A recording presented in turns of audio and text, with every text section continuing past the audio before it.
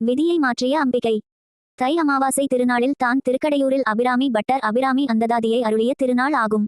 தன் மீது தீராத பக்தி கொண்ட பக்தனுக்காக அம்பாள் நடக்கவே முடியாத நிகழ்வான அமாவாசை தினத்தில் தன்னுடைய காதில் அணிந்திருந்த கம்மலை வானில் வீசி எறிந்து முழு நிலவு தோன்ற செய்து அனைவருக்கும் தன்னுடைய திருக்காட்சியை தந்தருளினாள். அமாவாசை நாளில் முழு நிலவு தோன்றி அபிராமி பட்டர் உயிர் நிழைக்க வாய்ப்பே இல்லை என்ற நிலையில் அதை மாற்றி அம்பிகை அபிராமி பட்டரை காத்தருளிய திருநாள் இந்த தை அமாவாசை. இந்த உற்சவம் இன்றும் திருக்கடையூரில் வெகு விமர்சையாக தை அமாவாசை அன்று நடைபெறுவது வழக்கமாக உள்ளது. தீராத கஷ்டத்தில் இருப்பவர்கள், நம்முடைய வாழ்க்கை மாறாதா என நினைப்பவர்கள், மோசமாக இருக்கும் தலையெழுத்து மாற வேண்டும் என நினைப்பவர்கள் தை அமாவாசை நாளில் காலையில் பித்ருக்களின் வழிபாட்டினை மேற்கொள்ள வேண்டும். மாலை 6 மணிக்கு பிறகு வீட்டில் நெய்விளக்கேற்றி வைத்து அபிராமி அன்னையை மனதார வேண்டிக் கொண்டு அபிராமி அந்தாதியின் 100 பாடல்களையும் பாடுவது சிறப்பு.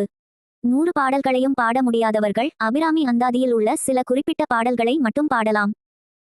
ததியுறு மத்திர் சுழலும் எனாவி என துவங்கும் 7வது பாடல், வந்திப்பவர் உன்னை வானவர் தானவர் என துவங்கும் 14வது பாடல், சொல்லும் பொருளும் என நடமாட்டும் என துவங்கும் 28வது பாடல், அன்றே தடுத்து என்னை ஆண்டு கொண்டாய் என துவங்கும் 30வது பாடல், உமையும் உமையொரு பாகனும் ஏக உருவில் என துவங்கும் 31வது பாடல், தனந்தரும் கல்வி தரும் ஒரு நாளும் தளர்வரியா மனந்தரும் என துவங்கும் 69வது பாடல், தங்குவர் கற்பக தருவின் நீழலில் என துவங்கும் 75வது பாடல் ஆகிய பாடல்களை பாடலாம்.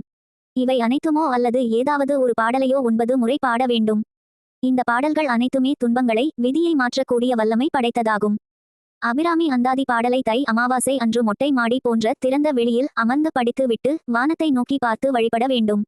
இந்த பாடல்களை மனதார பாராயணம் செய்துவிட்டு வானத்தை பார்த்தால் அங்கு அன்னை அபிராமியின் வடிவம் தெரிவதை நம்மால் உணர முடியும். இந்த பாடல்களை மனமுருக படிப்பவர்களுக்கு அபிராமி அருளால் துன்ப நிலை மாறி நன்மைகள் நடைபெறும். அபிராமி அன்னையே போற்றி. வாழ்க வளமுடன். இனிய காலை வணக்கம்.